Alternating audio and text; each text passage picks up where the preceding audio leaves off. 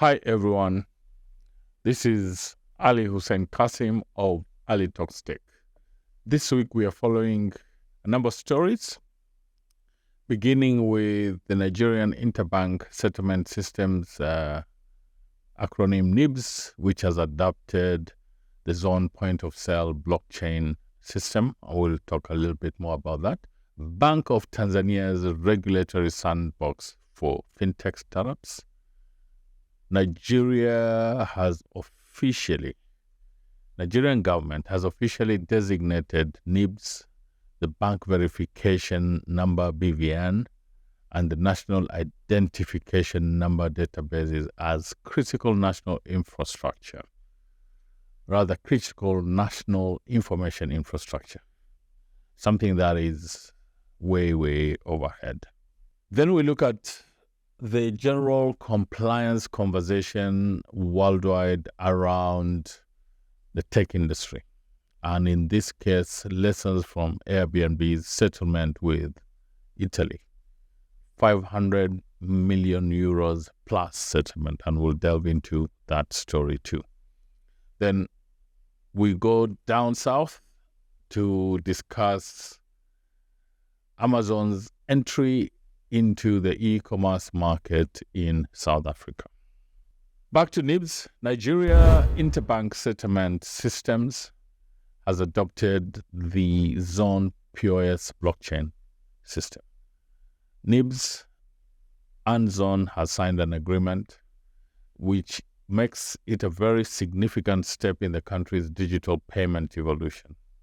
This innovative system aims to enhance transaction efficiency, security, and transparency across Nigeria's financial sector. Hopefully, this blockchain integration will streamline and secure POS transactions, improve efficiency, which aims to reduce transaction times and enhance user experience and transaction costs.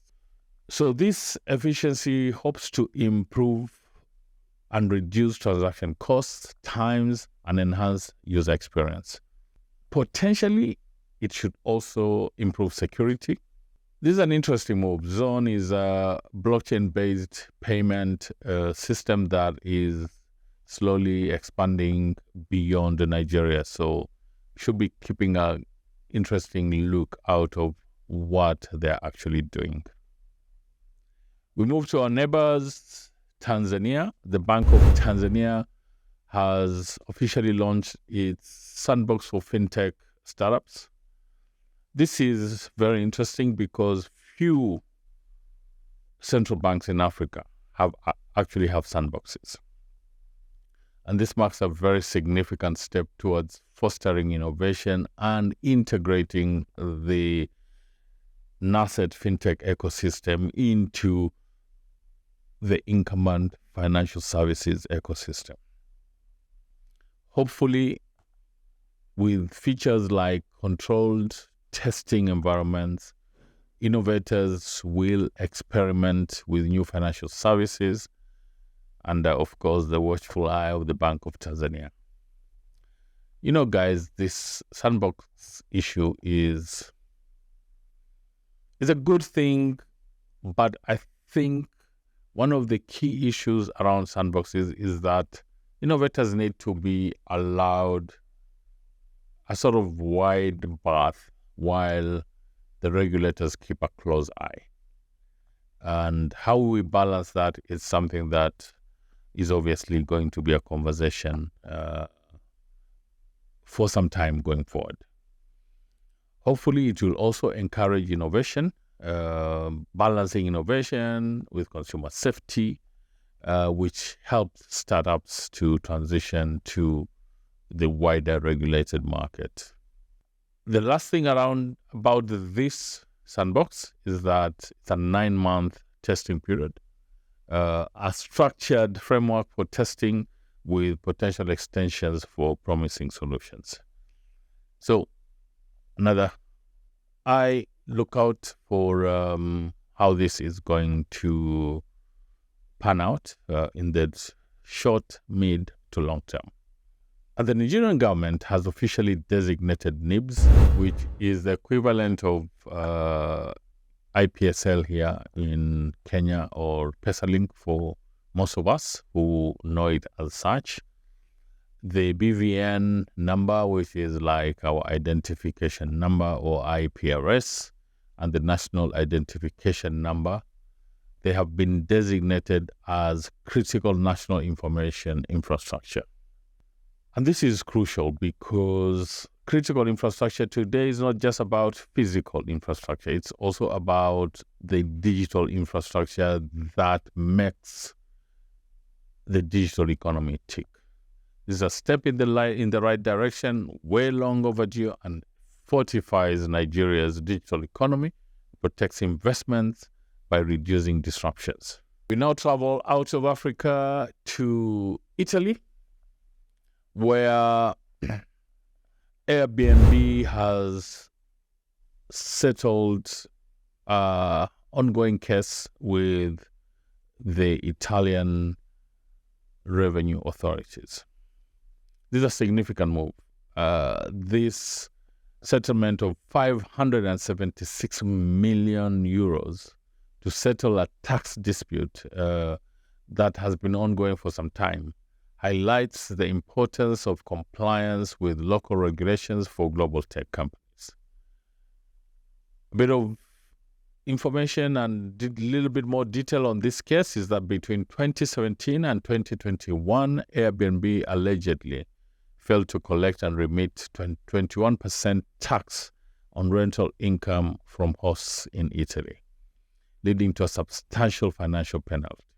Despite their argument that the Italian tax law conflicts with EU principles, the EU Court of Justice ruled in favor of compliance with national laws.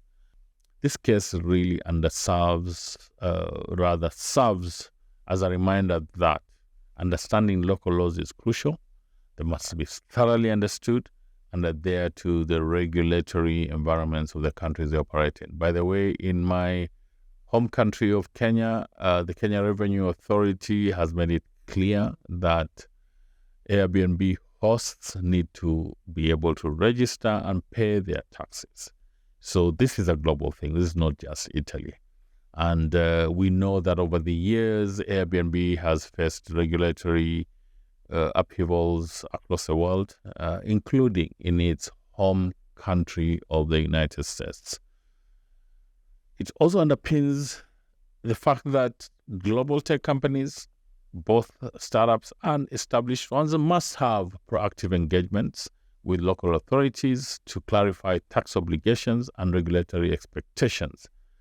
This is super crucial for continued growth. These companies must be able to adapt. They must be adaptable. They must be prepared to adopt their business models to align with local regulations. Airbnb's case is a clear case study that if you don't do that, one day somebody will still have to pay the piper. In South Africa, the entry into the South African market in May of this year by Amazon is certainly due to see some shakeups in the e-commerce sector in South Africa. With Amazon's entry, and according to recent reports, this move is expected to inject a massive $5.2 billion into the local e-commerce market. The competitive landscape is set for a significant transformation. And here are a couple of thoughts how I see this panning out. Local players like NIBSS Take-A-Lot will face intensified competition, which will push them to innovate and hopefully enhance their offerings, and ultimately, hopefully, the end user or the end customer will be the beneficiary. Some of the consumer benefits is, as these companies vie for market share, we are likely to see pricing pressure and price go down, improved services, and potentially a wider range of products. We're also likely to see market growth in the whole e-commerce ecosystem. So as we witness this pivotal moment, businesses must adopt quickly, leveraging tech and customer insights to stay ahead. The e-commerce race in South Africa is on, and the stakes have never been higher. That's it for this week, guys. Looking forward to seeing you next week.